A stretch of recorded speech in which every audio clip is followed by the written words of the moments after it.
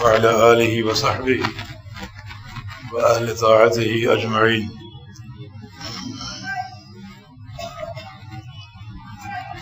أما بعد فقد قال الله سبحانه وتعالى: أعوذ بالله من الشيطان الرجيم من همزه ونفخه ونفثه بسم الله الرحمن الرحيم ولله على الناس حج البيت من استطاع إليه سبيلا وقال رسول الله صلى الله عليه وسلم: بني الإسلام على خمس: شهادة أن لا إله إلا الله وأن محمد رسول الله وإقام الصلاة وإيتاء الزكاة وصوم رمضان وحج البيت من استطاع إليه سبيلا.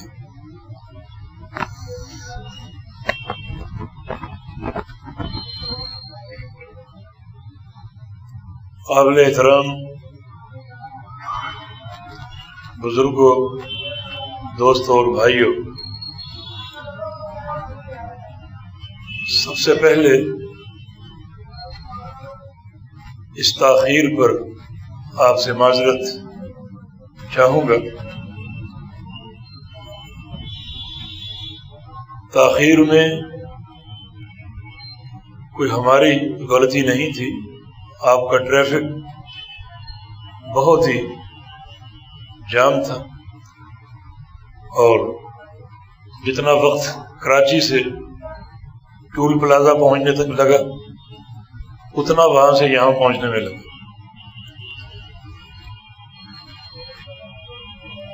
تو اللہ رب العزت آپ کے اس انتظار کو اور اس صبر کو قبول فرمائے اور آپ کو اس کا اجر دے۔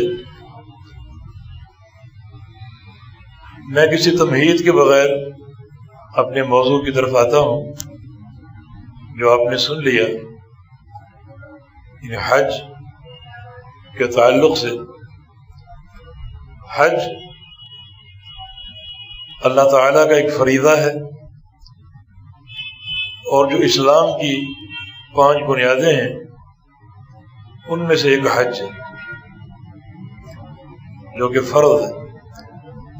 وَلِلَّهِ عَلَى النَّاسِ حِجُّ الْبَيْتِ مَنِ اسْتَطَاعَ إِلَيْهِ سَبِيلًا۔ لوگوں پر فرض ہے کہ وہ اللہ کے لیے حج کرے جس میں طاقت ہو۔ طاقت کی 2 قسمیں ہیں، بدنی طاقت اور مالی طاقت۔ دونوں طاقتیں اگر موجود ہیں تو حج کرنا فرض ہو جاتا ہے۔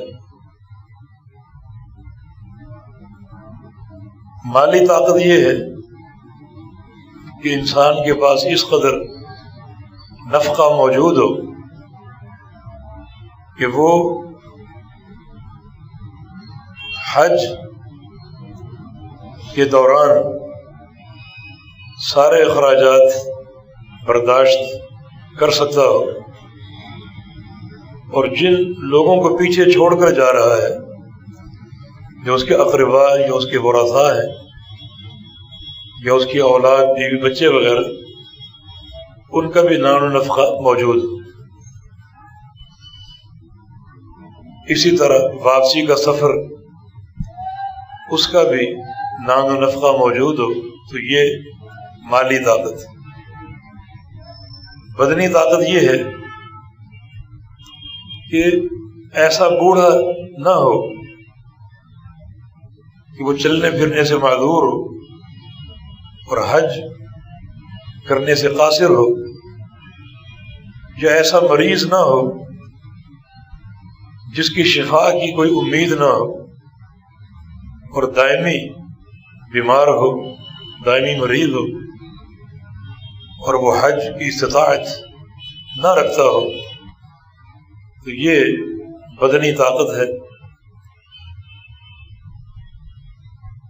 تو مالی اور بدنی طاقت اگر موجود ہو تو فوری حج کرنا فرض ہو جاتا ہے۔ ایسا شخص اگر حج نہ کر سکا اور مر گیا تو اس کے ورثاء کو چاہیے کہ وہ اس کا ترکہ تقسیم کرنے سے پہلے اس میں سے حج کے پیسے نکال لیں اور حج بدل کسی سے کروائے اس کی طرف سے. اس کے بعد اس کا ترکہ جو ہے وہ بطور میراث کے تقسیم کرے، کیونکہ وہ مرنے سے قبل استطاعت رکھتا تھا حج کرنے کی اور حج کر نہیں سکا. باہر کیف یہ اللہ کا فریضہ ہے. رسول کریم صلی اللہ علیہ وسلم نے اسے اسلام کا ایک رکن قرار دیا ہے جس پر اسلام کی عمارت قائم ہے. تو اس رکن کو ادا کرنے میں کسی قسم کا تساہل نہیں برتنا چاہیے. کوئی عذر قابل قبول نہیں ہوتا اور استطاعت پر فوری حج کرنا فرض ہو جاتا ہے. حج ایک ایسا فریضہ ہے جو بندوں کے لیے بہت زیادہ اجر و ثواب اور گناہوں کی بخشش کا ذریعہ ہے. رسول اللہ صلی اللہ علیہ وسلم کا فرمان ہے کہ تابعوا بین الحج والعمرہ، کہ بار بار حج اور عمرہ کرو، کبھی حج کبھی عمرہ، کبھی حج کبھی عمرہ. فإنہما ینفیان الفقر یمحوان الذنوب. اس لیے کہ حج و عمرے کے دو فائدے ہیں. ایک یہ کہ حج اور عمرہ بار بار کرنے سے فقر ختم ہو جاتا ہے، تنگ دستی اور فقیری ختم ہو جاتی ہے اور اللہ تعالی مالا مال کر دیتا ہے. اور دوسرا فائدہ یہ ہے کہ حج و عمرہ گناہوں کو مٹا ڈالتا ہے اور انسان گناہوں سے پاک صاف ہو جاتا ہے. صحیح مسلم میں عمرو بن عاص کی حدیث ہے، انہوں نے اسلام قبول کیا اور نبی علیہ السلام کے ہاتھ پر بیعت کرنا چاہیے. جب نبی علیہ السلام نے ہاتھ بڑھایا بیعت کے لیے تو عمرو بن عاص نے ہاتھ کھینچ لیا. آپ نے فرمایا کہ تم نے ہاتھ کیوں کھینچا، بیعت کیوں نہیں کرتے؟ تو عرض کیا کہ میری ایک شرط ہے، میں اس شرط پر بیعت کروں گا اور وہ شرط یہ ہے کہ میں نے بہت گناہ کر رکھے ہیں، میرے گناہوں کی بخشش کی ضمانت چاہیے، مجھے گناہوں کی بخشش کی ضمانت دیجیے پھر میں بیعت کروں گا. رسول اللہ صلی اللہ علیہ وسلم نے ارشاد فرمایا، عمر کیا تم یہ بات نہیں جانتے کہ ان الاسلام یہدم ما کان قبلہ، کہ اسلام قبول کرنے سے جو پہلے کے گناہ کفر کے گناہ ہیں وہ سارے گر جاتے ہیں، مٹ جاتے ہیں. وَإِنَّ الْهِجْرَةَ تَهْدِمُ مَا كَانَ قَبْلَهَا، اور ہجرت کر لینے سے بھی سابقہ سارے گناہ مٹ جاتے ہیں.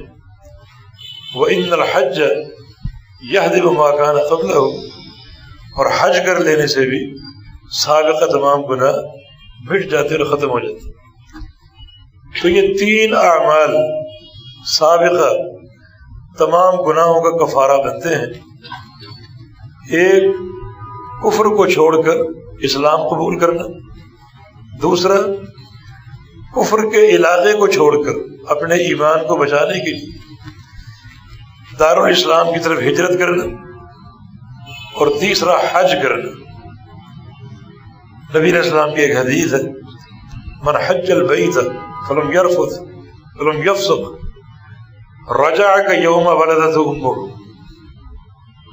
جو اللہ کے لیے حج کرے اور اپنے حج میں کسی فسق و فجور اور کسی گناہ کا ارتکاب نہ کرے تو وہ حج کر کے اپنے گھر کو یوں لوٹے گا جیسے اس دن تھا جس دن اس کی ماں نے اس کو جنم دیا تھا.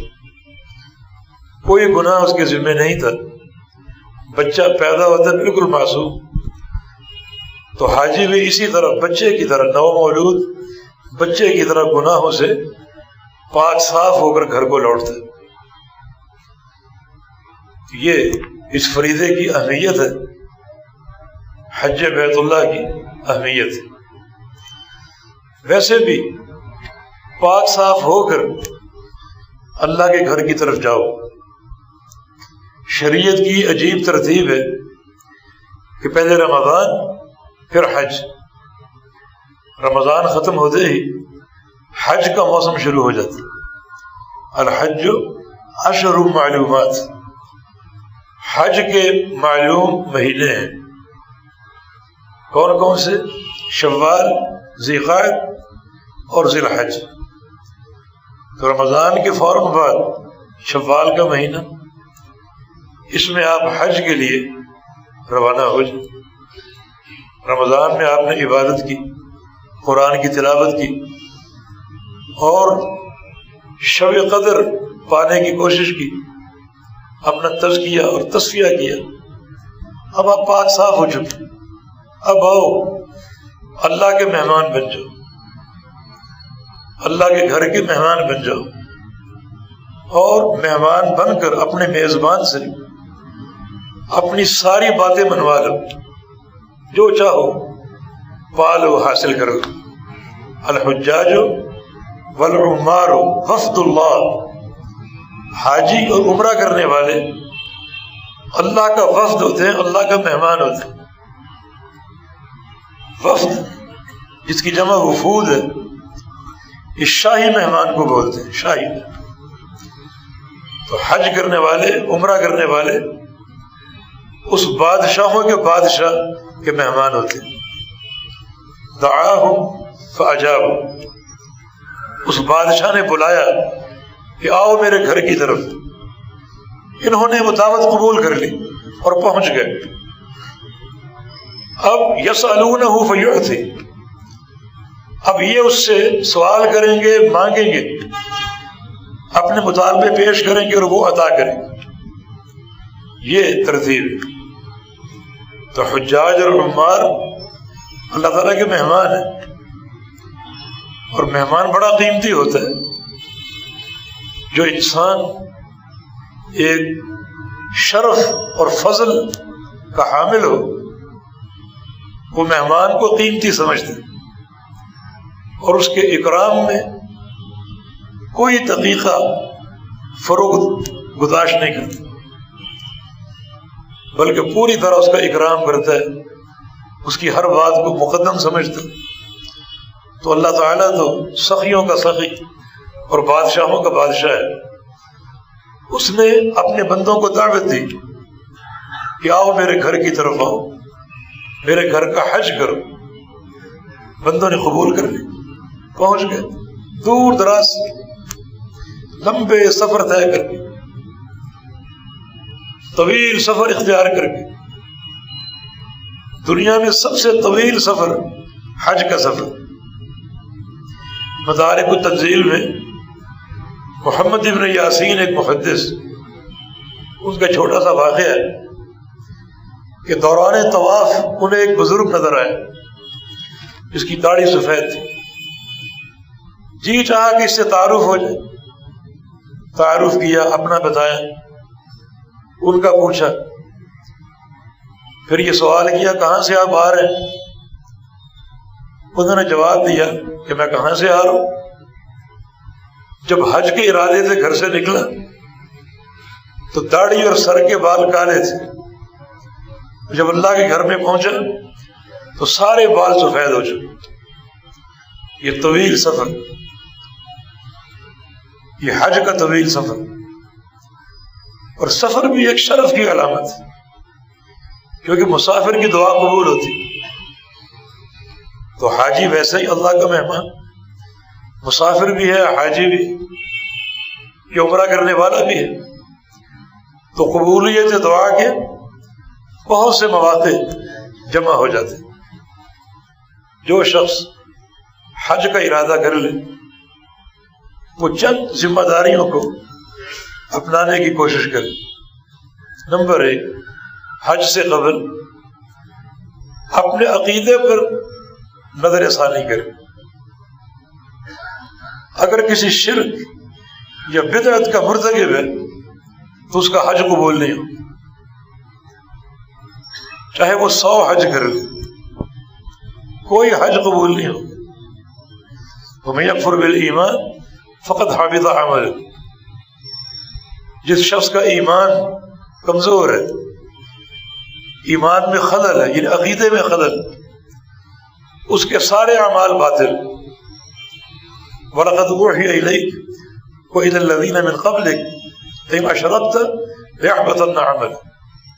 اے محمد صلی اللہ علیہ وسلم، آپ کو وحی کر کے بتا رہے ہیں، اور آپ سے قبل ہر نبی کو وحی کر کے بتا چکے ہیں، اگر تم نے شرک کیا تو تمہارے بھی سارے عمل برباد ہو جائیں. یہ شرک کی نحوست، اور بدعت بھی شرک کا قرین ہے.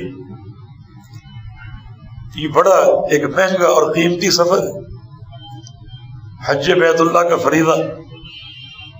تو ذرا گوشہ تنہائی میں بیٹھ کر، خلوت میں بیٹھ کر اپنے عقیدے پر غور کرو.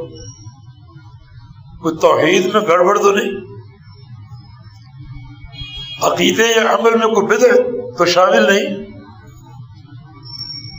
اگر ہے تو یہ بات نوٹ کر لو، حج قبول نہیں ہوگا، عمرہ قبول نہیں ہوگا، بلکہ صدیوں کی عبادت رائے گاہ جائے گی.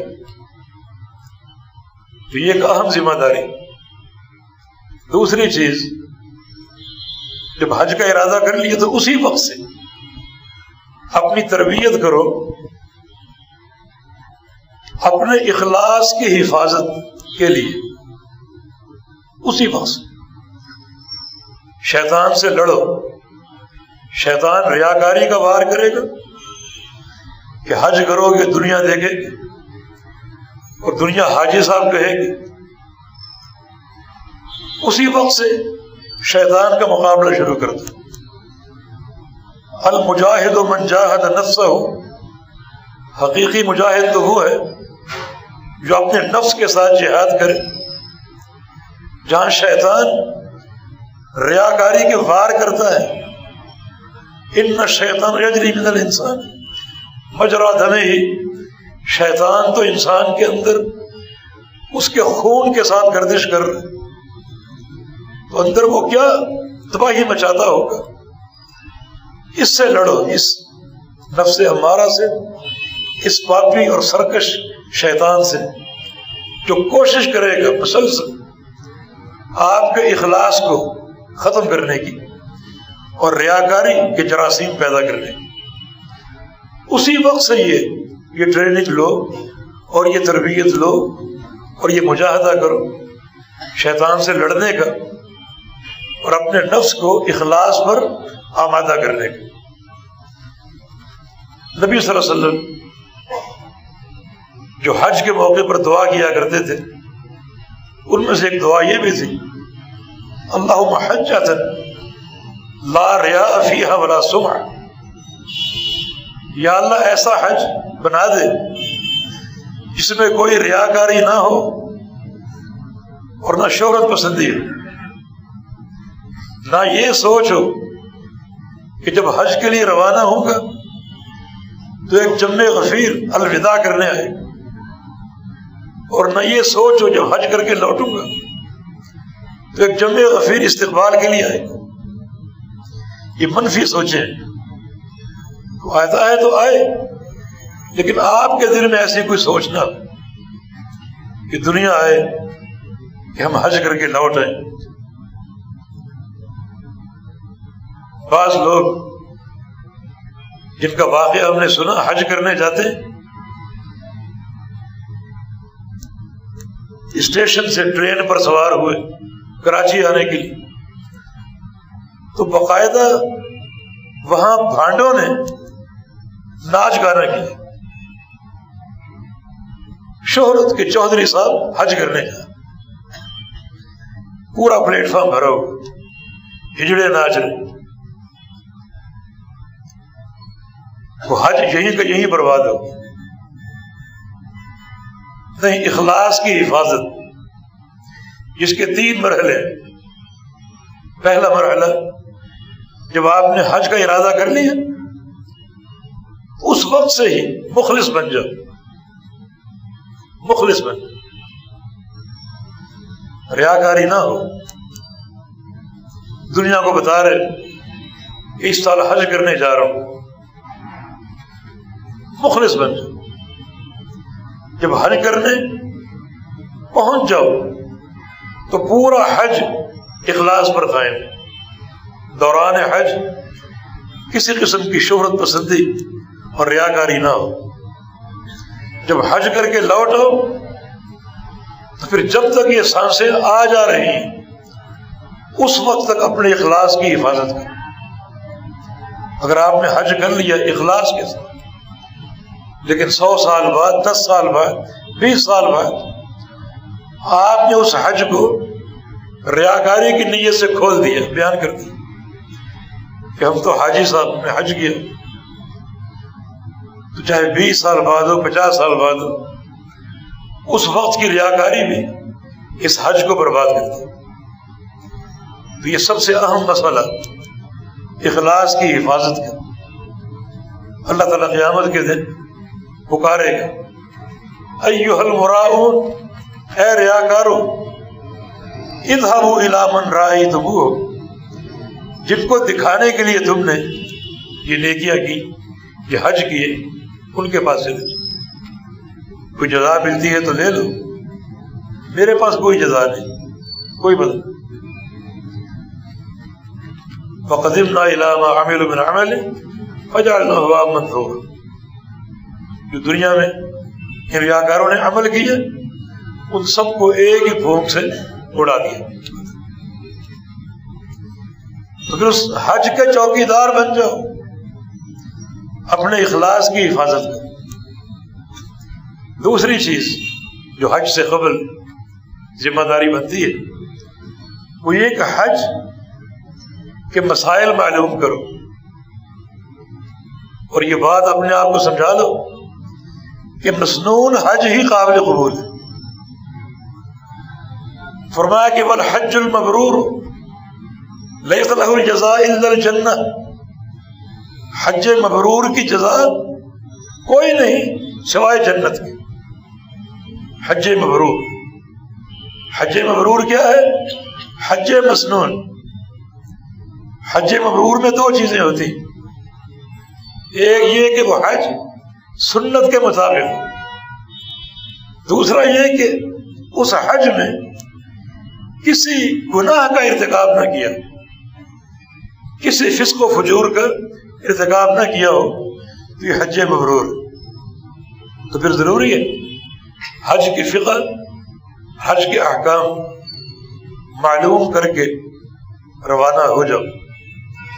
اس میں بہت سے کتب علماء کی موجود ہے، سب سے نافع ایک رسالہ سماحت الشیخ عبدالعزیز بن باز رحمہ اللہ کا عربی زبان میں، اور اس کا ترجمہ اردو میں ہو چکا، پاکٹ سائز ہے وہ آپ حاصل کیجیے۔ ایک رسالہ اور فضیلت الشیخ عبد المحسن العباد کا، مدینہ کے سلفی عالم، اس کا ترجمہ بھی اردو میں ہو چکا ہے، یہاں سے حاصل کریں، یا جب جدہ پہنچ جائیں تو ایئرپورٹ پر مختلف اسٹال لگے ہوں گے سعودی گورنمنٹ کی طرف سے، اور وہاں یہ رسالے تقسیم ہوتے ہیں، ضرور حاصل کریں تاکہ حج مسنون آپ ادا کر سکیں۔ تو حج کی فقہ معلوم کریں، حج کے مسائل اور احکام معلوم کریں۔ تیسری چیز یہ ہے کہ آپ کے پاس کافی نان و نفقہ ہو، تھوڑا نہ ہو، کم نہ ہو۔ بہت سے لوگوں کو دیکھا گیا کہ وہاں پھر بھیک مانگتے ہیں کہ ہمارے پیسے ختم ہو گئے، جو کہ غیرت کے، عزت نفس کے خلاف، اللہ کے گھر میں جا کر پھر لوگوں کے سامنے ہاتھ پھیلانا یہ ایک بہت بڑا عیب ہے۔ تو آپ کافی شافی نان و نفقہ لے کر جائیں تاکہ وہ اس پورے سفر حج کے دوران آپ کا ساتھ دے اور آپ کا معاون بنے اور آپ کو سوال اور بھیک کی لعنت سے بچا لے۔ چوتھی چیز یہ ہے کہ حج کے لیے ایسے دوستوں اور ساتھیوں کا انتخاب کرو جو صالحین،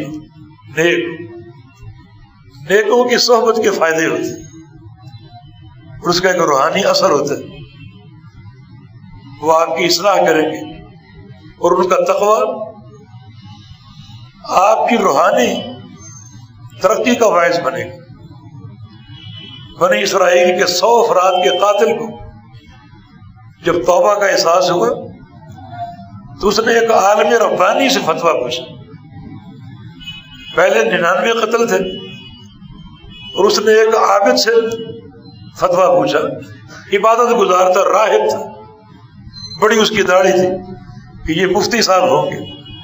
فتویٰ پوچھا، اس نے کہا کہ آپ کی کوئی توبہ نہیں، آپ تو ظالم، سفاک اور قاتل ہیں، کوئی توبہ نہیں۔ اسے بھی قتل کر دیا، اسے بھی قتل کر دیا۔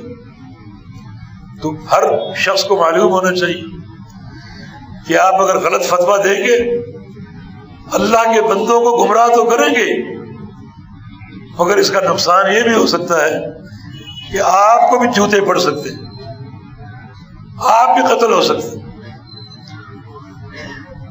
پھر اس نے ایک عالم سے پوچھا، ایک عالم ربانی، اس عالم ربانی نے کہا میں یحول بینک و بین التوبہ، آپ کے اور آپ کی توبہ کے درمیان کوئی چیز حائل نہیں ہو سکتی، یقیناً آپ کی توبہ قابل قبول۔ میرا مشورہ یہ ہے کہ آپ اس قتل کی زمین کو چھوڑ دیں اور سامنے ایک بستی وہاں چلے جائیں، وہاں صالحین ہیں، اللہ کی عبادت گزار، ان کے ساتھ مل کر عبادت بھی کرو اور توبہ بھی کرو، ان کی صحبت اختیار کرو اور ان کی مرافقت اختیار کرو۔ تو چونکہ یہ سفر ایک طویل سفر ہے تو اس میں رفقہ صالحہ، نیک لوگوں کی صحبت اختیار کی جائے کہ نیکوں کے ساتھ رہیں، نیکوں کے ساتھ چلیں اور ان کا جو تقوی اور جو ان کی ایک روحانیت ہے اس سے مستفید ہونے کی کوشش کریں۔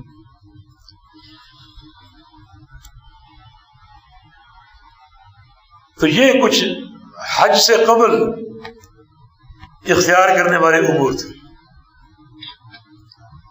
باقی رہا حج و عمرہ کا طریقہ، یہ کوئی مشکل نہیں۔ مشکل لوگ بناتے ہیں جو 10 دن کے حج ٹریننگ کے پروگرام رکھتے ہیں۔ لوگ سمجھتے ہیں کہ اتنا طویل پروگرام، اتنے لمبے پروگرام، اس قدر طویل ٹریننگ بڑا مشکل ہوگا، لیکن کوئی مشکل نہیں۔ عمرہ کا لغوی معنی زیارت۔ عمرہ کو عمرہ اس لیے کہتے ہیں کہ عمرہ کرنے والا سب سے پہلے سب سے عظیم گھر کی زیارت کرتا ہے طواف کی شکل میں، اور وہ بیت اللہ۔ اس کا پہلا عمل بیت اللہ کی زیارت اور بیت اللہ کو دیکھنا۔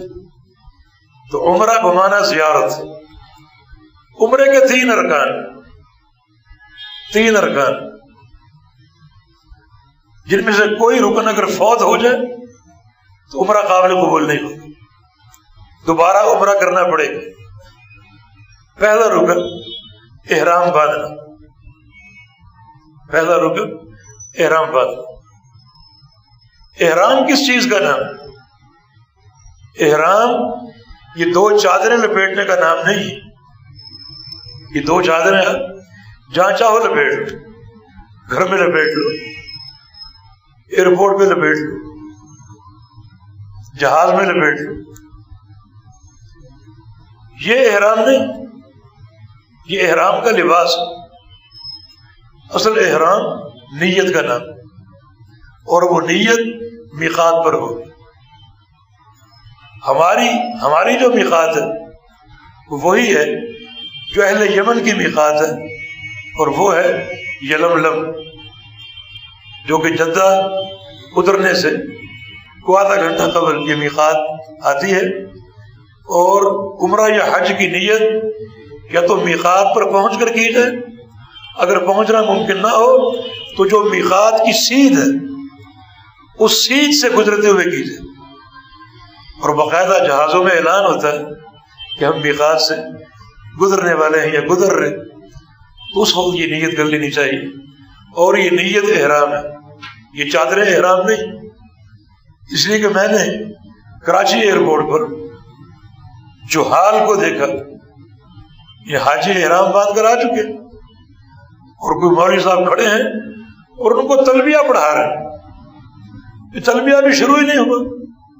میقات عبور کرو گے تو آپ کا احرام بنے گا، پھر آپ تلبیہ پڑھیں. اور ساتھ نصیحت کر رہے ہیں کہ کھانے میں آپ کو خوشبودار ٹشو پیپر ملے گا، اس کو استعمال نہ کرنا، کیونکہ آپ احرام باندھ چکے ہیں اور آپ کی خوشبو استعمال کرنا حرام ناجائز جائز. یہ چادر احرام نہیں ہے، یہ احرام کا لباس. احرام نیت کا نام اور وہ میقات پر ہوتی. چادریں آپ جہاں چاہیں لپیٹ، آپ نے نیت کر لی. اور یہ عمرہ کے واجبات میں سے کہ میقات پر پہنچ کر یا میقات کی سیدھ پر جب پہنچ جائیں تو آپ اپنی عمرہ یا حج کی نیت کریں. اگر جان بوجھ کے آپ نیت نہ کر سکے تو پھر بعد میں آپ نیت کر لیجیے، لیکن اس کا فدیہ ایک دم، ایک قربانی آپ کو دینی پڑے گی. فقراء حرم کو اس کا گوشت جا کر کھلانا پڑے گا. تو یہ احرام حج کا رکن ہے. دوسرا رکن بیت اللہ کا طواف. بیت اللہ کا طواف یہ بھی حج کا، عمرے کا رکن. اور تیسرا رکن صفا مروہ کی سعی. بیت اللہ کا طواف عمرہ اور حج دونوں کا رکن ہے. حجر اسود سے طواف کا آغاز کریں، بیت اللہ آپ کے بائیں طرف ہو. اور عمرے کے طواف کے لیے ایک شرط ہے جو حج کے طواف کے لیے نہیں ہے، کہ آپ کا دایاں کندھا 7 چکروں میں ننگا ہو. 7 چکروں میں. اس کی شکل یہ ہے کہ آپ استباع کریں، اپنی احرام کی چادر کو بغل کے نیچے سے نکالیں اور اس کو اپنے بائیں کندھے پر ڈال دیں، اور 7 چکر آپ نے کندھے کو ننگا رکھ کر جو ہے وہ پورے کرنے ہیں. اور یہ صرف طواف کے دوران. کچھ لوگ احرام باندھتے ہی استباع کر لیتے ہیں اور کندھے پر ننگا چھوڑ دیتے ہیں، حتیٰ کہ نمازیں بھی ننگے کندھے کے ساتھ پڑھتے ہیں، جو کہ غلط ہے اور بدعت ہے. یہ استباع صرف دوران طواف ہے. طواف سے قبل بھی یہ کندھا ڈھکا ہونا چاہیے، اور طواف کے فوراً بعد بھی کندھے کو ڈھک لیجیے.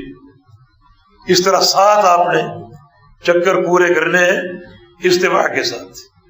پہلے 3 چکروں میں رمل ہے، یعنی اپنی رفتار تھوڑی سی آپ تیز رکھیں اور اپنی چال میں تھوڑی سی پہلوانی دکھائیں، تھوڑی سی پہلوانی دکھائیں، جس کا مقصد یہ تھا کہ جب عمرۃ القضاء کے لیے رسول اللہ اور صحابہ تشریف لائے، مشرکین مکہ تماشا دیکھنے بیٹھ گئے. انہوں نے کہا کہ فہنت ہو حم یثرب، مسلمانوں کو مدینے کے بخار نے مار دیا، یہ پورا عمرہ کر ہی نہیں سکے. بیت اللہ کے 7 چکر، صفا مروہ کی سعی، یہ پورا عمرہ کر ہی نہیں سکے، بیچ میں بے ہوش ہو کے گر جائیں. چنانچہ وہ سامنے پہاڑ پر تماشا دیکھنے بیٹھ گئے.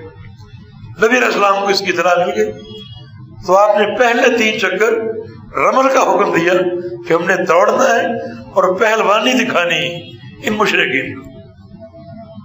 صحابہ دوڑنے لگے، نبی علیہ السلام دوڑ رہے، اور چال میں تھوڑا سا ایک اکڑ کا انداز. تو مشرکین مکہ آپس میں باتیں کر رہے. ہم تو سمجھتے تھے یہ کمزور ہے، یہ تو شکرے کی مانند چھلانگے لگا رہے. تو ان کو مایوسی ہوئی. اچھا اب مکہ فتح ہو چکے، مشرکین وہاں موجود نہیں، اب یہ رمل کا کیا حکم ہے؟ اب تو دیکھنے والا کوئی نہیں. یہ تھوڑا سا بھاگنا اور پہلوانی اختیار کرنا کفار کو دکھانے کے لیے تھا. کفار ختم ہو چکے، مکہ دارالاسلام ہے، کفار وہاں سے ختم ہو چکے، کوئی کافر قیامت تک مکہ میں داخل نہیں ہو سکتا. اب کس کو دکھا؟ یہ سوال امیر المومنین عمر بن خطاب کے سامنے آیا. انہوں نے صحابہ کو جمع کیا اور کہا کہ اب یہ رمل کس کو دکھانا؟ مگر میں تمہیں بتانا چاہتا ہوں کہ یہ رمل اللہ کے پیارے پیغمبر کی سنت اور اللہ کے پیارے پیغمبر کا حکم. ایسا نہ ہو کہ میرے بعد کوئی مفتی یا کوئی حاکم اسی علت کی بنا پر اس کو ختم کر دے. نہیں، یہ سنت اب قیامت تک قائم رہے گی اور قیامت تک جاری رہے گی. یہ عمرہ اور حج کے مشاعر میں سے، عمرہ اور حج کے مشاعر میں سے اسے شیطان کو کینکریاں مار. ابراہیم علیہ السلام کی سنت، انہوں نے کینکریاں کیوں ماری؟ ان کو شیطان نظر آیا تھا برگلانے کے لیے اور مناسک سے روکنے کے لیے. انہوں نے اکٹھی 7 کینکریاں ماری اور شیطان زمین میں دھس گیا. تھوڑا آگے گئے، پھر شیطان ابھرا برگلانے کے لیے، پھر 7 کینکریاں ماری، پھر شیطان دھس گیا. تھوڑا آگے گئے، پھر وہ ابھرا، پھر 7 کینکریاں ماری. اب وہ شیطان تو نظر نہیں آتا، مگر یہ کینکریاں مارنا سنت ابراہیمی ہے جو قیامت تک قائم رہے گی اور قیامت تک جاری رہے گی. صفا مروہ کی سعی میں کچھ وقت آپ چلتے ہیں، کچھ وقت آپ بھاگتے ہیں. میلین اخضرین، یہ چلنا اور دوڑنا در حقیقت اسماعیل علیہ السلام کی والدہ ہاجرہ کی سنت، جس کو اللہ رب العزت نے حج کے شاعر میں شامل فرما دیا اور عمرہ کے شاعر میں شامل فرما دیا. اب یہ قیامت تک جاری اور قائم، کسی مفتی کا فتویٰ اس کو ختم نہیں کر سکتا. چنانچہ پہلے 3 چکروں میں رمل ہے، دوسرے 4 چکروں میں آپ اپنی عادی رفتار سے چلیں اور طواف کا چکر مکمل کہاں ہوگا؟ حجر اسود پر پہنچ گئے. اگر آپ طواف کر رہے ہیں سواری پر تو حجر اسود کے پاس آپ نے بسم اللہ اللہ اکبر کہنا، بسم اللہ، بلکہ اللہ اکبر کہنا، صرف اللہ اکبر کہہ کر گزر جانا. حجر اسود پر وہاں سے جب گزرے تو 4 صورتیں ہیں. اگر بھیڑ بھاڑ نہ ہو آپ اس کو بوسہ دیں، اور اگر بوسہ دینا ممکن نہ ہو تو اپنے ہاتھوں سے مس کر کے ہاتھوں کو بوسہ دیں. اگر یہ بھی ممکن نہ ہو تو آپ کی چھڑی اگر ہے، اگر وہ کسی کی ایذا کا باعث نہیں بنتی تو چھڑی سے چھو کر چھڑی کو بوسہ دیں. ان 3 صورتوں میں آپ نے بسم اللہ اللہ اکبر کہنا ہے. اور اگر یہ بھی ممکن نہ ہو، ازدحام ہو، تو آپ نے اشارہ کرنا ہے، اشارہ کر کے گزر جانا ہے. اس صورت میں صرف اللہ اکبر کہنا ہے.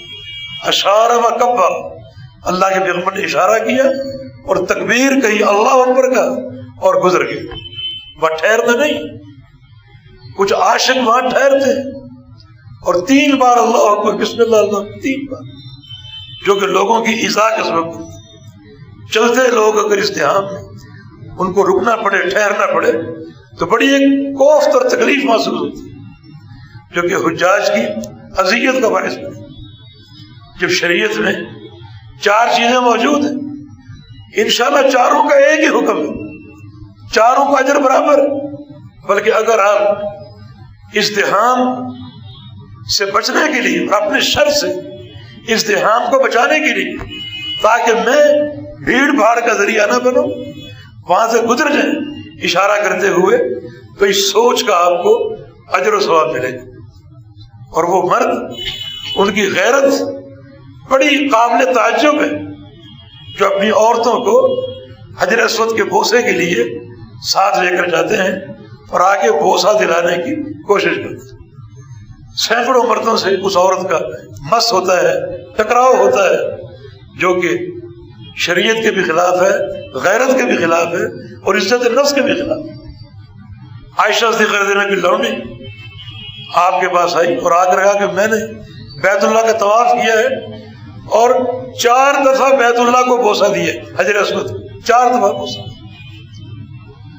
فرمایا کہ لا اجر الا، تجھے اللہ اس کا اجر نہ دے، تو کتنی مردوں سے ٹکرائی ہوگی اور کتنی تو نے ٹھوکریں کھائی ہوں گی مردوں کی، تجھے اللہ ان بوسوں کا کوئی اجر نہ دے، کوئی ثواب نہیں اس کا۔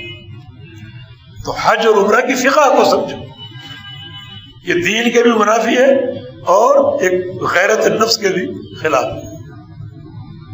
رسول اللہ صلی اللہ علیہ وسلم نے طواف پورا کرنے کے بعد 2 نفل ادا کیے جو کہ ایک واجب کا درجہ رکھتے ہیں، جن کے بغیر طواف کی تکمیل نہیں ہوتی، اور آپ نے 2 نفل ادا کر کے پھر دوبارہ آپ بیت اللہ کی طرف آئے، حجر اسود کا آپ نے استلام کی۔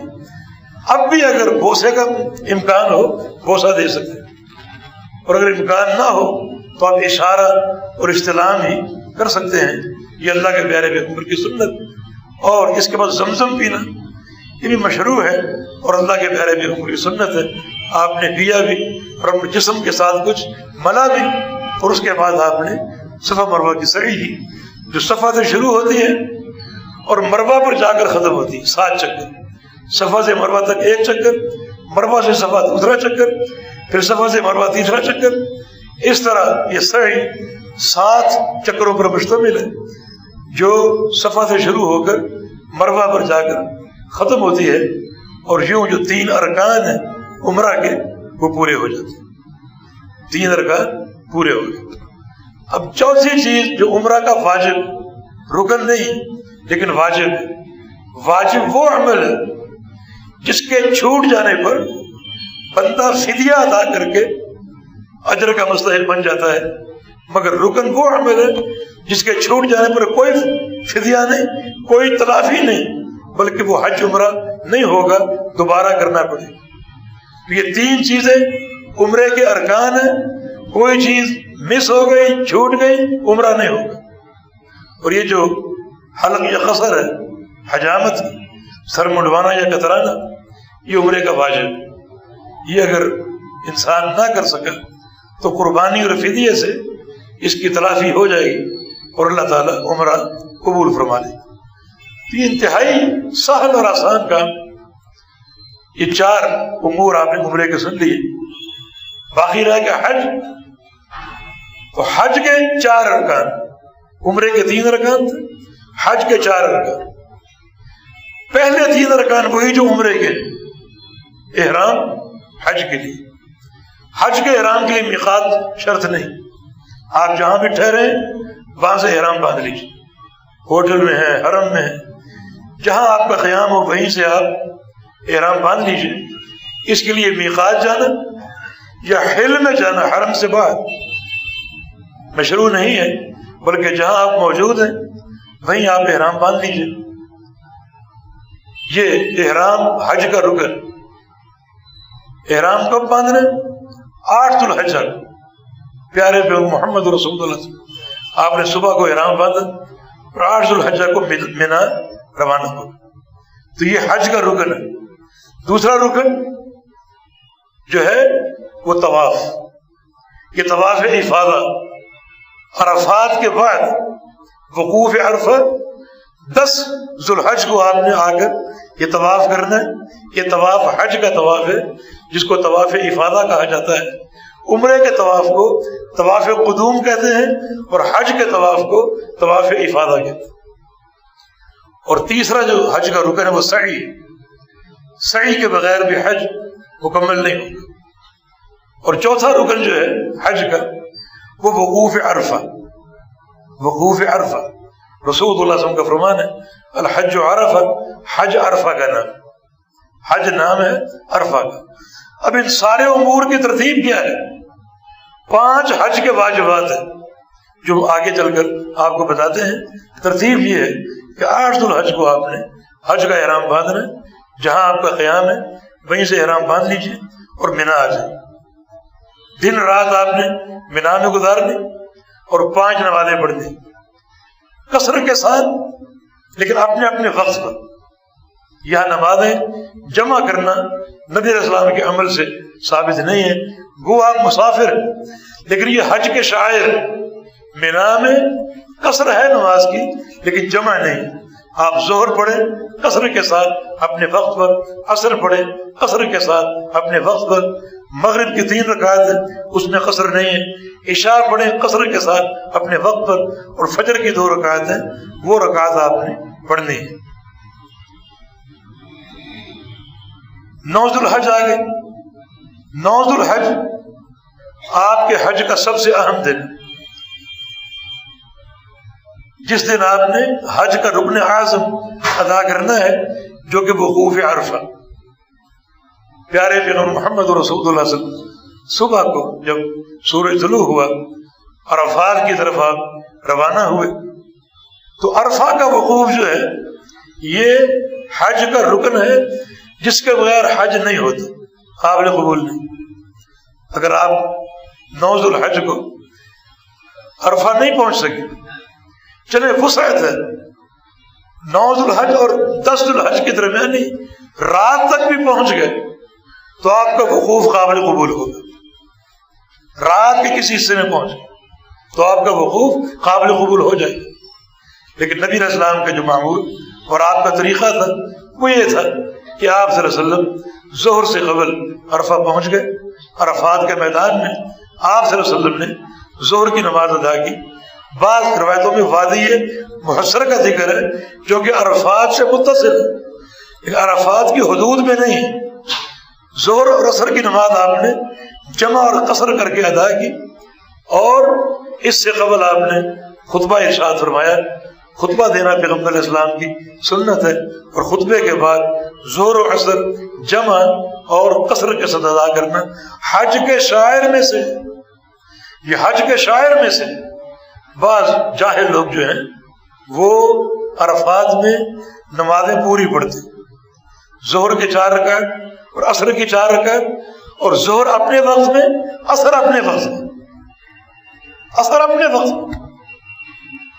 بالخصوص ہمارے ہندوستان پاکستان حج کون ان کو تعلیم دیتا ہے، کون ان کو سکھا کر بھیجتا ہے؟ دنیا ظہر و عصر جمع کر کے پڑھ چکی، اور یہ عین 5 ساڑھے 5 بجے جب سورج غروب ہونے کا وقت ہو عصر کی جماعتیں ہو رہی. بعض لوگ دیکھ کر حیران ہوتے ہیں کہ یہ لوگ کون سی نماز پڑھ رہے ہیں، یہ کون سی نماز، کون سی نماز ہے یہ؟ نہیں، یہ حج کے شاعر میں سے کہ عرفات کے میدان میں نمازیں جمع بھی ہوں گی اور قصر کے ساتھ ہوں. پیارے پیغمبر محمد رسول اللہ صلی اللہ علیہ وسلم حج کرنے آئے، اور جو آپ نے مکہ میں دن گزارے حج سے قبل، آپ نے حرم میں جماعتیں کرائیں، اور آپ جب جماعت کراتے تو اہل مکہ سے کہتے اتموا صلاتکم، تم اپنی نمازیں پوری کر لینا، کیونکہ ہم مسافر ہیں، ہم قصر کریں گے. اہل مکہ اپنی نمازیں پوری کر لیں. یا آپ نے مکہ میں جماعت کے دوران مسلسل یہ جملہ کیا، لیکن عرفات میں اور پھر رات کو مزدلفہ میں آپ نے جماعت کرائی، اور اہل مکہ کو، اہل عرفات کو آپ نے نماز پوری کرنے کا حکم نہیں دیا. یہاں کو مکی ہو بلکہ عرفات کا رہنے والا ہو، اس کا گھر عرفہ میں کیوں نہ ہو، وہ بھی نماز قصر کرے گا اور جمع کرے گا. اس کا تعلق سفر اور حضر سے نہیں، بلکہ اس کا تعلق حج کے شاعر میں سے. یہ حج کے شاعر میں سے کہ یہاں نماز قصر اور جمع جو ہیں وہ ہوں گی. پوری پڑھنا اور اپنے وقت پر پڑھنا یہ بدعات میں سے ایک بدعت ہے جو اللہ کے پیارے پیغمبر کی سنت اور آپ کی تعلیم سے ثابت نہیں ہے. آپ کے بعد امیر المومنین عمر بن خطاب رضی اللہ عنہ نے جماعت کرائی، اور آپ جب تک اہل مکہ کو مکہ میں جماعت کراتے یہ الفاظ کہتے اپنی نمازیں پوری کر لینا، ہم مسافر ہیں. کہ عرفات اور مزدلفہ میں آپ نے الفاظ نہیں کہے. یہ حج کے شاعر میں سے، اس لیے اس بات کو نوٹ کر لو. بعض لوگ آپ سے کہیں گے کہ آپ 4 رکعت پڑھیں، اپنے وقت پر پڑھیں، تو یہ دونوں باتیں بدعت اور ناقابل قبول. عرفات میں آپ نے کب تک وقوف کرنا ہے؟ وقوف کا معنی ٹھہرنا. یہ ٹھہرنا بیٹھنے کی صورت میں ہو، لیٹنے کی صورت میں ہو، چلنے کی صورت میں ہو، گاڑی پر ہو، خیمے میں ہو، کسی پہاڑی پر ہو، یہ سب صورتیں درست ہیں اور آپ کا وقوف وہ وقوف شمار ہوگا اور قابل قبول ہوگا. جبل رحمت پہ چڑھنا کہ اللہ کے نبی چڑھے تھے، ایک تو صحیح سند سے ثابت ہے، اور دوسرا یہ چڑھنے کا تکلف کرنا اگر صحیح بھی ہو یہ درست نہیں اور ثابت نہیں. پیارے پیغمبر فرمانے عرفۃ وقفت ہا ہونا ورفۃ کلھا موقف، میں یہاں ٹھہرا ہوں، یہاں وقوف کر رہا ہوں، اور عرفہ پورا کا پورا موقف، پورا کا پورا موقف جہاں چاہو آپ ٹھہرو.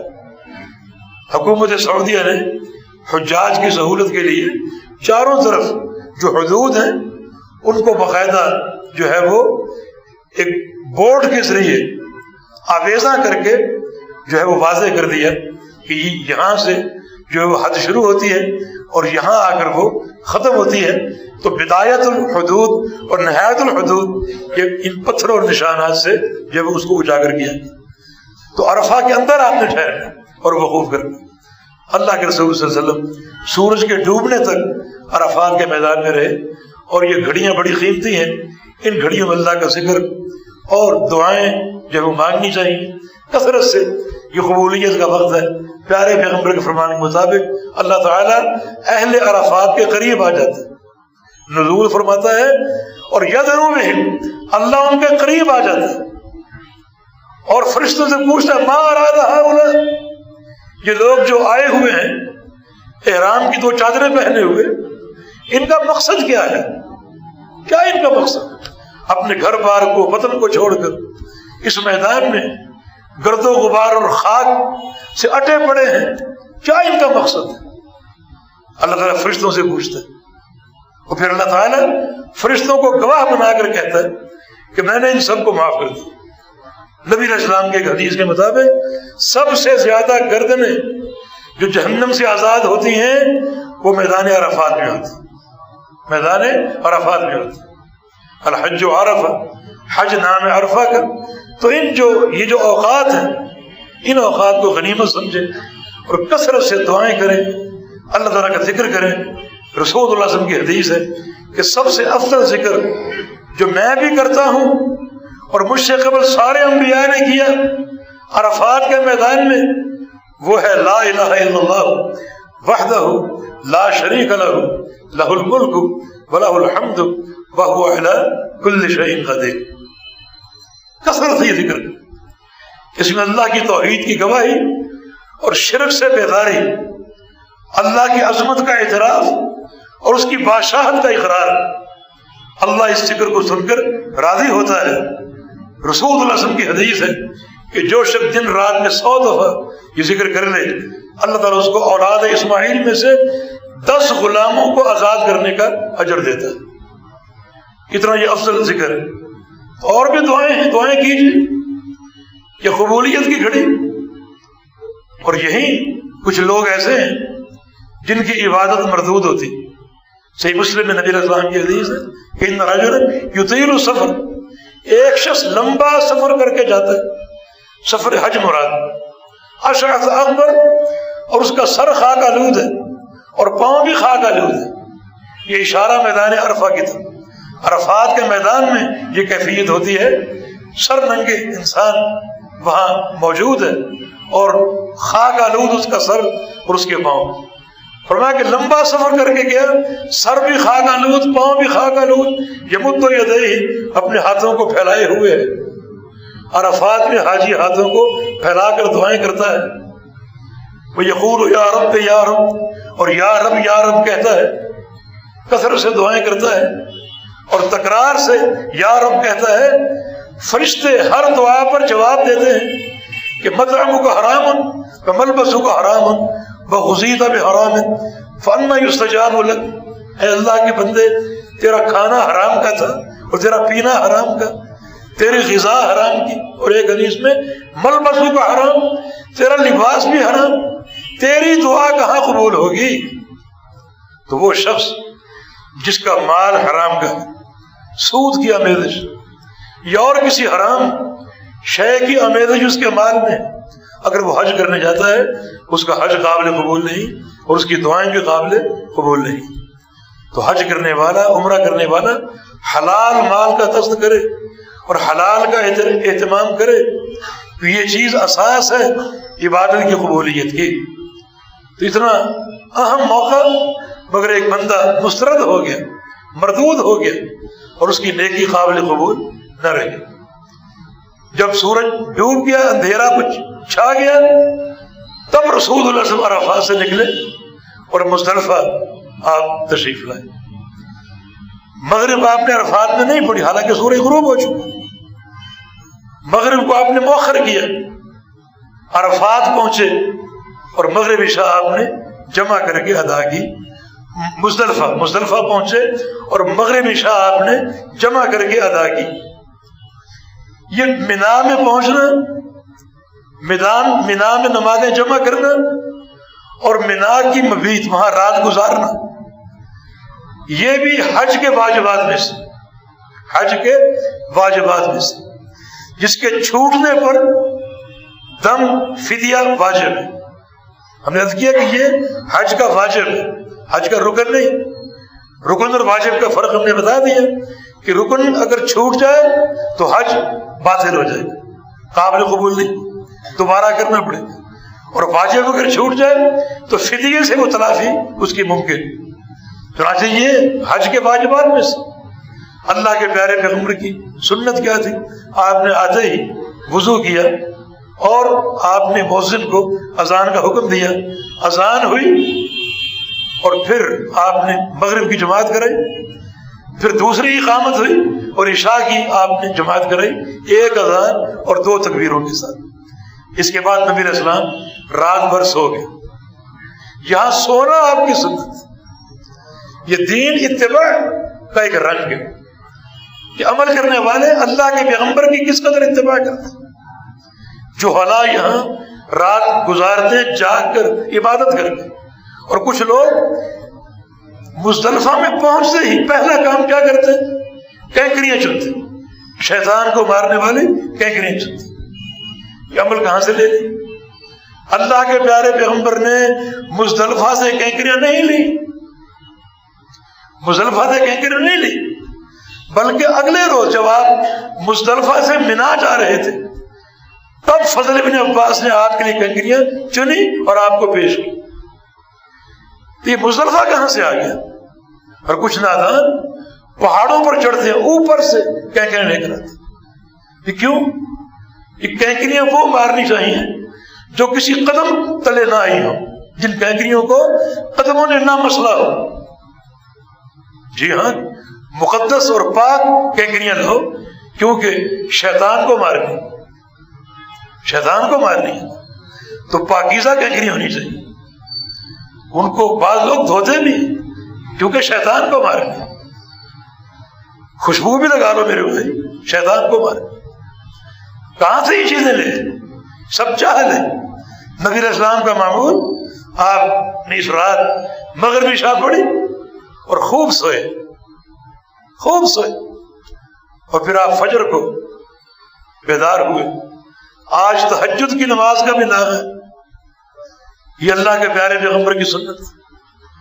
اور فجر سے قبل آپ بیدار ہوئے اور غلس میں بڑے اول وقت میں اذان آپ نے دلوائی اور جماعت کرائی، اور پھر صبح کی روشن ہونے تک مشعر حرام جو کہ مزدلفہ میں ایک مسجد اور مقام ہے، وہاں آپ نے لمبا اللہ کا ذکر کیا اور دعائیں مانگی، خوب ذکر کیا. یہ دعا کا وقت، دعا کی گھڑی، اور یہ ان اہم مقامات میں سے ایک مقام ہے جن میں دعا کرنی چاہیے. اللہ کے پیارے پیغمبر کے حج کے موقع پر اہم مقامات یہ 3 ہیں. ایک عرفہ میں، دوسرا مزدلفہ میں فجر کی نماز کے بعد، اور تیسرا شیطان کو کینکریاں مارتے ہوئے 2 شیطانوں کو کینکریاں مارتے ہوئے اللہ کے پیارے پیغمبر الگ ہو کر کھڑے ہو گئے اور لمبی دعائیں آپ نے کی. حتیٰ کہ آپ کی سواری کی لگام گر گئی تو آپ نے ایک ہاتھ دعا کا اوپر رکھا اور دوسرے ہاتھ سے لگام اٹھا لی. دونوں ہاتھوں سے نہیں، بلکہ ایک ہاتھ کو دعا میں قائم رکھا اور دوسرے ہاتھ سے دعا آپ نے لگام اٹھائی، جس سے اس دعا کے تعقد کا اور اس کی اہمیت کا اندازہ ہوتا ہے۔ اب فجر آپ نے پڑھ لی، اللہ کا ذکر کیا، اب مشعر حرام سے اور مزدلفہ سے آپ نے منا کی طرف روانگی اختیار کرنی ہے۔ یہ بات ذہن میں رہے کہ آپ مزدلفہ میں وہیں رات گزاریں گے جو واقعی مزدلفہ کی زمین۔ سعودی حکومت نے آسانی کے لیے وہاں بڑی لائٹیں لگا دی، جہاں آپ دیکھیں کہ ضرورت سے زیادہ لائٹنگ ہے اور روشنی کا جو ہے وہ استعمال ہے، وہ ساری مزدلفہ کی وادی ہے، اسی میں آپ نے مبیت کرنی ہے، رات گزارنی ہے، سونا ہے، فجر پڑھنی ہے، دعائیں کرنی ہیں، اور اب آپ نے منا کی طرف روانہ ہونا ہے۔ یہ 10 ذو الحج ہے۔ 10 ذو الحج، اسے یوم الحج الاکبر کہا گیا۔ دو اصطلاحیں، ایک حج اکبر اور ایک یوم حج اکبر۔ حج اکبر اور یوم حج اکبر۔ مشہور یہ ہے کہ حج اکبر وہ ہے جس میں حج جمعے کے دن، عرفہ کا دن جمعے میں، وہ حج اکبر۔ جیسے اس جو سال گزرا، اس سال جمعے کو یوم عرفہ تھا اور لوگ ایک دوسرے کو مبارکباد دے، جب چاند نظر آیا ایک دوسرے کو مبارکباد دے رہے، حج اکبر مبارک، حج اکبر مبارک۔ یہ جہالت۔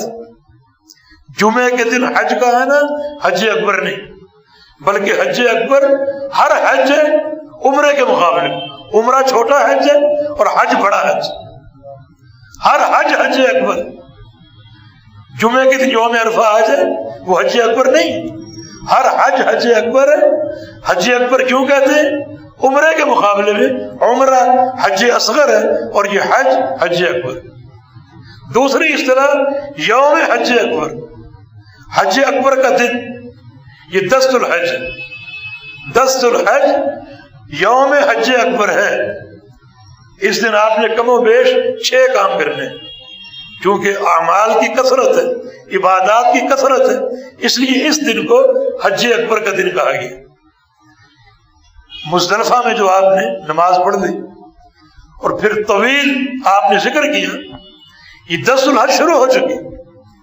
جلد 10 ذو الحج کا ایک عمل آپ کا مزدلفہ میں جو ہے وہ قرار پا چکا۔ طویل آپ نے دعا کی، فجر کی نماز آپ نے ادا کی، اب وہاں سے روانہ ہوئے اور 5 کام آپ کے ذمہ۔ اللہ کے پیارے پیغمبر کی ترتیب یہ تھی کہ پہلے آپ نے شیطان کو کینکریاں ماری۔ 10 ذو الحج کو ایک ہی شیطان، جس کو جمرۃ العقبہ کہا جاتا ہے، جمرۃ العقبہ، ایک ہی شیطان کو کینکریاں مارنی، جس کا وقت صبح سے شروع ہو جاتا ہے۔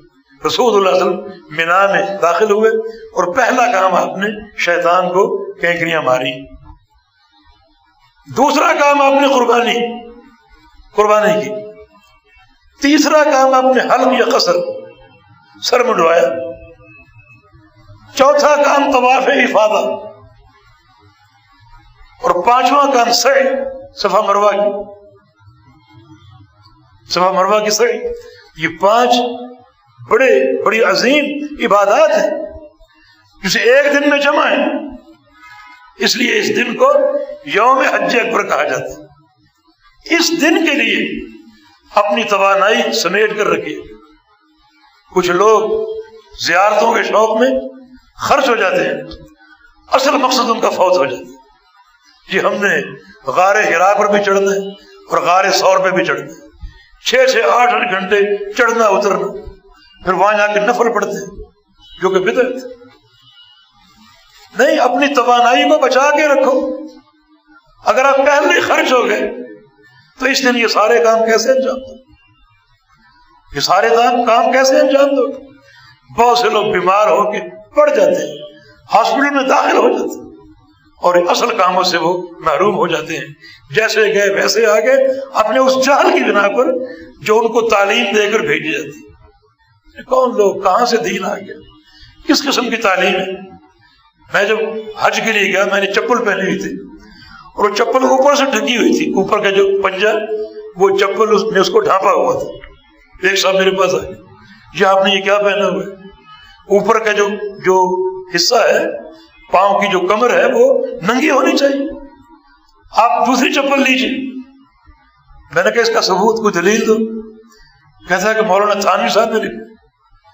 میں نے کہا دین تھانوی صاحب نے؟ اللہ کے پیارے پیغمبر کا فرمان ہے اگر حاجی کو جوتا میسر نہ ہو تو موزہ پہن سکتا ہے, اور موزہ تو سارے پاؤں کو ڈھانپ رہا, اوپر کے تلوے کو, نیچے کو, ایڑی کو, بڑبڑ کرتے ہوئے چلا گیا. آپ نہیں سمجھتے, آپ نہیں مانتے. حدیث ہے مصطفیٰ موجود, میں آپ کی بات کیوں سنوں؟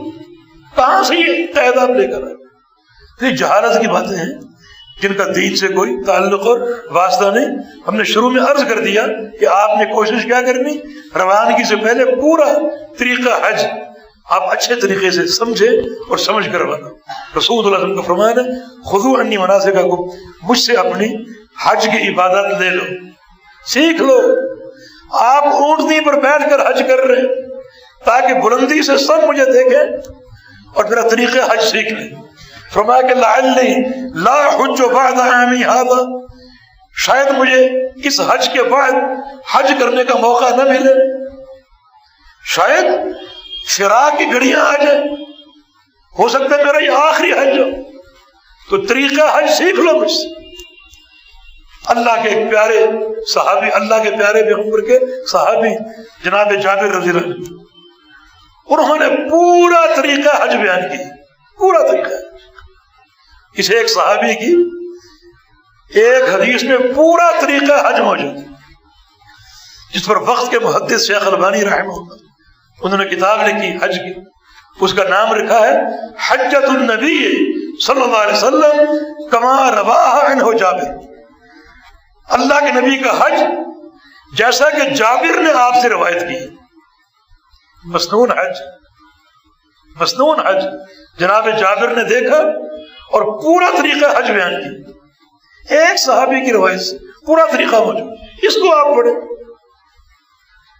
یہ اول فول کتابیں ہاتھوں میں ہوتی, ہر چکر کی دعا, تو بیت اللہ کا طواف کر رہے ہیں ہر چکر کی دعا, صفا مروہ کی سعی ہر چکر کی دعا, اور دعائیں کسی کو یاد نہیں. ہاتھ میں کتاب پکڑی, استحام, کتاب کو اوپر رکھ کے پڑھ رہے, اور بعد حاجی بوڑھے بیچارے اس مصیبت میں پھنسے ہوئے, اور بعد وقت بیوی ساتھ ہے بڑھیا, اس کو بھی سنبھال لیں, کتاب کو بھی سنبھال لیں, ہر چکر کی دعا بھی پڑھنی. یہ چکر میں ڈالا ہوا ہے. دین میں ایسا کوئی چکر نہیں, آسان نہیں, آسان نہیں, جو چاہو آپ دعا کریں.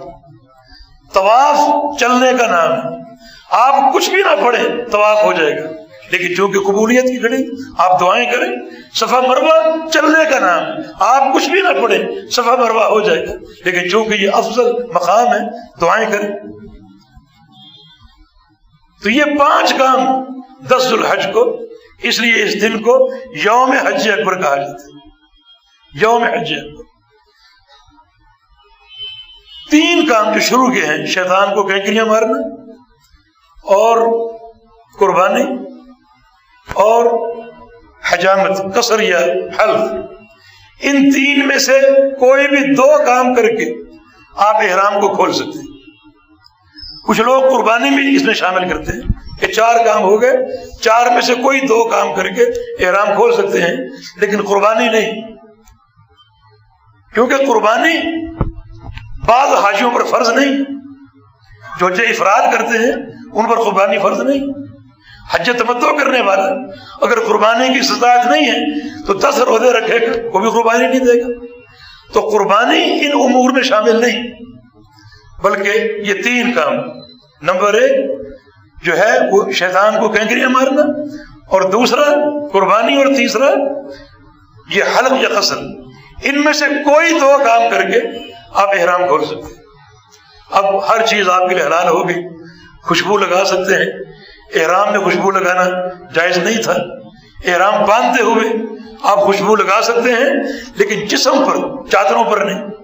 ایسا کپڑا احرام میں پہننا ناجائز ہے جس کو خوشبو لگی ہوئی. بدن پر لگا سکتے ہیں, چاہے احرام کے بعد اس خوشبو کے آثار باقی بھی ہوں, جسم پر مل سکتے ہیں, لیکن کپڑے پر نہیں مل سکتے. نبی علیہ السلام ایک صحابی, ایک عربی, اس کو مسئلہ معلوم نہیں تھا, اس نے ایک جبہ پہنا ہوا تھا سلا ہوا, اس جبے میں اس نے احرام باندھا ہوا تھا, اس کو اس نے خوشبو لگائی, اچھی طرح اس کو خوشبو سے تر بتر کر لیا, اور خوشبو کے بھبکے اٹھ رہے. نبی علیہ السلام کے پاس آیا اور کہا کہ میرا احرام درست ہے. فرمایا کہ پہلے خوشبو کو دھوو، پہلے خوشبو کو دھوو۔ ثابت یہ ہوا جس حاجی یا محرم نے اپنی چادروں پر خوشبو لگا لی اور احرام باندھ لیا اس کو وہ دھوئے گا۔ پھر فرمایا کہ جبے کو اتارو۔ آپ نے شروع میں یہ نہیں کہ جبہ اتار دو، بلکہ پہلے خوشبو دھونے کا حکم دیا۔ مسئلہ واضح کیا کہ جو احرام باندھنے والا خوشبو لگا لے کپڑے پر، اپنی چادروں پر، اس کو وہ دھونا پڑے گا، لیکن بدن پر لگا لے اس میں کوئی حرج نہیں ہے۔ لیکن جب احرام کی نیت کر لی اب خوشبو لگانا حرام ہے۔ آج یوم النحر آ گیا، قربانی کا دن آ گیا، کوئی بھی دو کام کر کے آپ حلال ہو گئے۔ چادریں اپنی اتار سکتے ہیں، اپنا عادی لباس جو آپ پہنتے ہیں وہ پہن سکتے ہیں۔ یہ تحلل اول کہتا ہے چھوٹا حلال۔ تحلل ثانی جو بڑا حلال ہے وہ طواف افاضہ اور سعی کرنے کے بعد ہوگا۔ تحلل اول میں اپنا لباس آپ پہن سکتے ہیں، حجامت کروا سکتے ہیں، ناخن کاٹ سکتے ہیں، خوشبو لگا سکتے ہیں۔ تحلل ثانی میں، تحلل اول میں حاجی اپنی بیوی سے خلوت نہیں کر سکتا، مباشرت نہیں کر سکتا، نہ مباشرت نہ خلوت، نہ بنیت شہوت جسم کے جسم سے ملانا، اور نہ خلوت صحیحہ جماع، دونوں کام ناجائز۔ یہ جائز کب ہوں گے؟ تحلل ثانی کے بعد، یعنی بیت اللہ کا طواف جس کو طواف افاضہ کہتے ہیں اور سعی سے فارغ ہو کر پھر مکمل حاجی حلال ہوگا۔ اب ساری چیزیں اس کے لیے حلال ہو جائیں گی جو حالت احرام اس پر حرام تھی۔ اور اگر آپ اپنے طواف افاضہ کو اور اپنی سعی کو مؤخر کرنا چاہیں تو اس کی تاخیر بھی جائز ہے۔ بعض علماء نے جو 3-4 دن جو قربانی کے ہیں اور جن کو یوم تشریق کہا جاتا ہے 4 دن، ان 4 دنوں میں کسی بھی دن طواف اور سعی کو جائز قرار دیا، اور بعض علماء نے پورے ذو الحج کے مہینے میں جو ہے وہ اس کو جائز قرار دیا ہے۔ بار کے شریعت میں وسعت ہے، اگر تنگی ہو، ازدحام ہو، بھیڑ ہو، آپ کسی طرح مریض ہیں اور طاقت نہیں رکھتے تو شریعت میں یہ سماحت موجود ہے، اس کو آپ مؤخر کر سکتے ہیں۔ اس طرح حج کی تکمیل ہو جاتی ہے۔ آخری جو واجب ہے وہ طواف وداع ہے۔ نبی علیہ السلام کا فرمان یکن آخر عہدہ بالبیت کہ حاجی کا آخری جو عہد، آخری ملاقات وہ بیت اللہ کے ساتھ، بیت اللہ کے طواف کی شکل میں اس کی آخری ملاقات بیت اللہ کے ساتھ ہونی چاہیے، پھر اپنے بدنوں کو وہ روانہ ہو جائے۔ یہ طواف وداع جو ہے یہ حج کے واجبات میں سے ہے۔ اسی میں آپ مدینہ بھی جاتے ہیں، مدینہ آپ جائیں، مدینہ کا حج کے مناسب سے کوئی تعلق نہیں۔ اگر آپ حج کر کے مدینہ جائے بغیر آ جائیں کوئی قباحت نہیں۔ اگر آپ صرف مدینہ جائیں، حج عمرہ نہ کریں، اگر آپ کی حج عمرے کی نیت نہیں کوئی قباحت نہیں۔ اگر آپ حج عمرے کے ساتھ مدینہ بھی جانا چاہیں تو مسجد نبوی کی زیارت کی نیت لے کر آپ جائیں، کسی اور نیت سے نہیں، مسجد نبوی کی زیارت کی نیت سے جائیں گے۔ رسول اللہ صلی اللہ علیہ وسلم کا فرمان ہے کہ سفر کر کے جانا کسی مسجد کی زیارت کے لیے جائز نہیں ہے سوائے 3 مساجد کے، مسجد حرام مکہ مکرمہ کی، مسجد نبوی مدینہ منورہ کی، اور بیت المقدس فلسطین میں۔ تو آپ مسجد نبوی کی زیارت کی نیت سے آپ جائیں گے۔